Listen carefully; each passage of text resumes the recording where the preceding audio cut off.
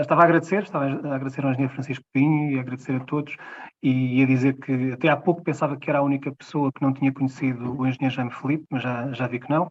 Portanto, sou a única de duas, creio. Com muita pena. Tive quase para conhecer a mulher, a cantora Lina Maria, porque eu chego, como terão percebido, ao percurso do engenheiro Jaime Filipe pela música, pela investigação na música portuguesa e por intermédio de um amigo comum que se encontrava muitas vezes com a Lina Maria. Estivemos para nos encontrar em 2008, entretanto o meu filho tinha meses, ela chegou a saber do meu filho, mas infelizmente foi-se embora no início de 2009 e não chegou a haver esse encontro. Tive na altura muita pena mesmo. Eu cheguei realmente à obra do engenheiro Jaime Filipe pela investigação na música e ouvindo tudo aquilo que tem estado aqui a ser falado, a sensação que temos é que estamos a falar de alguém que é quase um homem da Renascença. Eu só digo quase porque, tanto quanto sei, ele não pintava, não sei.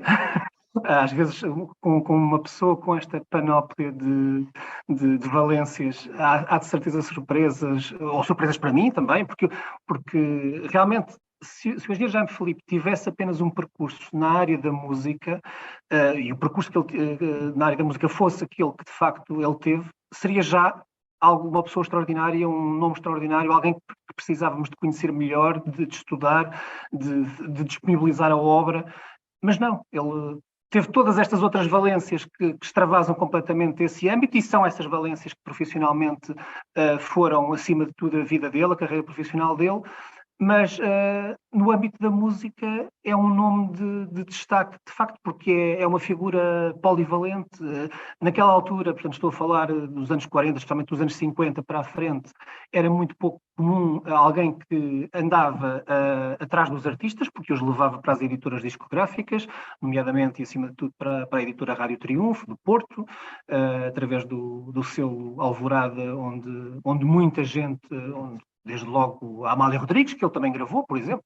Portanto, ele captava os artistas, tinha as funções que hoje em dia chamamos, hoje em dia, desde há muito tempo já, mas que na altura não era usado o termo de artistas e repertório. Gravava-os, portanto era técnico de som, de gravação, usando primeiro os estúdios da emissora nacional e depois os próprios estúdios que funda em 1967, a Musicorde, um estúdio histórico português. Produziu, escrevia canções, portanto, só lhe faltava, se calhar, há quem já vai dizer fora do âmbito da música, faltava-lhe pintar para ser um homem da Renascença. Dentro do âmbito da música, se calhar faltava-lhe cantar, porque realmente é um talento acima de muitas medidas. E, portanto, não surpreende que uma das grandes parcerias no âmbito da música que ele teve tenha sido com alguém que também era uma exceção na altura, que era o cantor Artur Ribeiro, cantor, escritor de canções, porque não era comum, lá está, um cantor ser também escritor de canções, era bastante incomum, aliás. E ele aliou-se ao Artur Ribeiro, escreveram juntos várias canções, a canção ao Porto, a famosa canção ao Porto, em 1960, canções, os sinos de Natal, depois na segunda parte vou voltar aqui a algumas destas temáticas também, mostrando alguns dos discos que trouxe aqui também, enfim, uma tentativa de contribuição aqui deste lado para a exposição também. Eu estou dentro das instalações da RTP, os discos por acaso são meus, estou a dizer por acaso porque a quase totalidade destes discos, felizmente, existe cá no arquivo da RTP, portanto, o antigo arquivo da emissora nacional, especialmente estas décadas de 50, 60, 70, que são as décadas de grande produção do engenheiro Jaime Filipe, estão bastante bem representadas. Há uma ou outra falha, mas, no geral, estão, de facto, bastante bem representadas. Portanto, estava a falar da parceria com o Artur Ribeiro, a canção que escrevem juntos também para o primeiro Festival da Canção, em 1964, as canções para os clubes de futebol também, e depois uma parceria também profícua com um colega da RTP, neste caso com o poeta, que é assim que eu lhe vou chamar, porque lá está, mais uma vez eu chego às pessoas por via do trabalho que fizeram no âmbito da música, o poeta Nuno Fradique, portanto, que morreu muito cedo, colega do engenheiro Jaime Filipe na RTP. E ainda na década de 50, ele apanha, em termos de tecnologias de gravação, uma fase de transição de suportes. sendo que começa precisamente a gravar ainda em discos de 78 rotações. Portanto, as primeiras composições dele surgem a partir de 1952, 1953.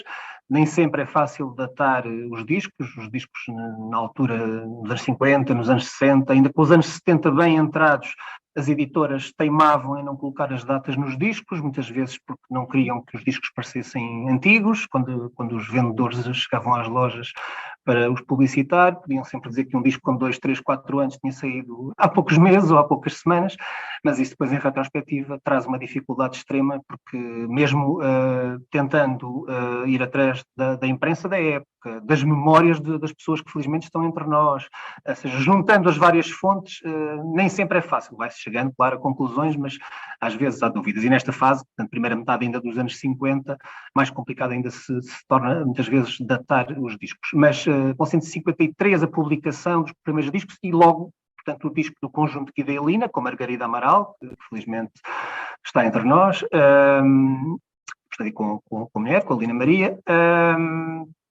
na altura ainda não casada, creio, não é verdade, Milva? Sim. Pronto.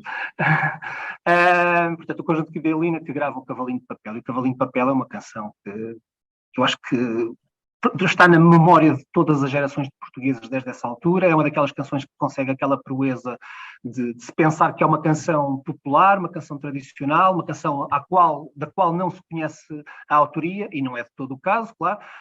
Portanto, isso tem esse lado quase perverso, perverso era um termo forte demais, mas quer dizer que há realmente uma memória em termos de país que traz aquela canção como algo de sempre, uma memória de todos os tempos.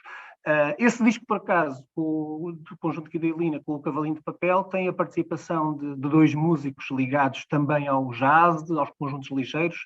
Estou a pensar no Yves Maier, no piano e na guitarra, de um dos pioneiros da guitarra elétrica em Portugal, o Jaime Nascimento, que me contou ainda também algumas histórias dessa época, e foi ele que me disse precisamente que tinha tocado guitarra no disco do conjunto Guidelina com o Cavalinho de Papel. Lá estão as tais memórias das pessoas que muitas vezes são as únicas possibilidades que temos de unir os fios para contar as histórias e para perceber os contextos em que as coisas acontecem.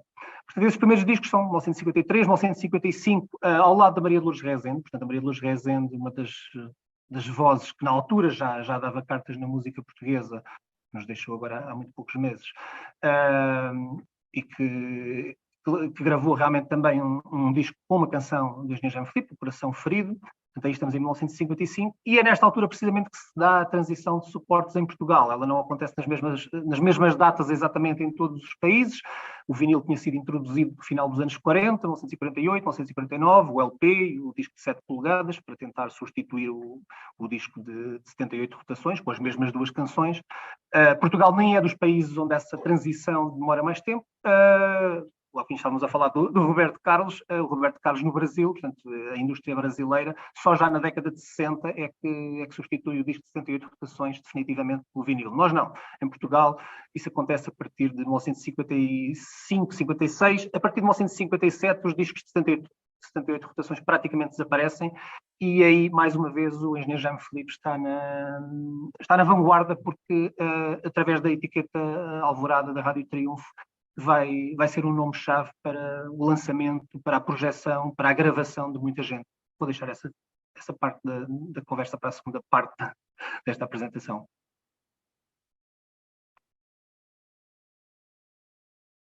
Ok, muito bem.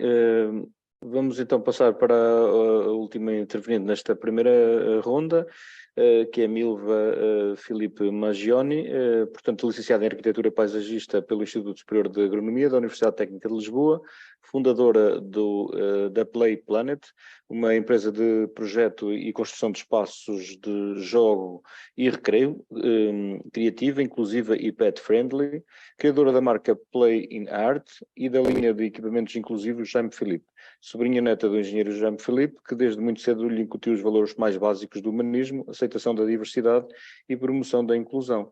E vamos fechar esta primeira parte da melhor maneira, Milva.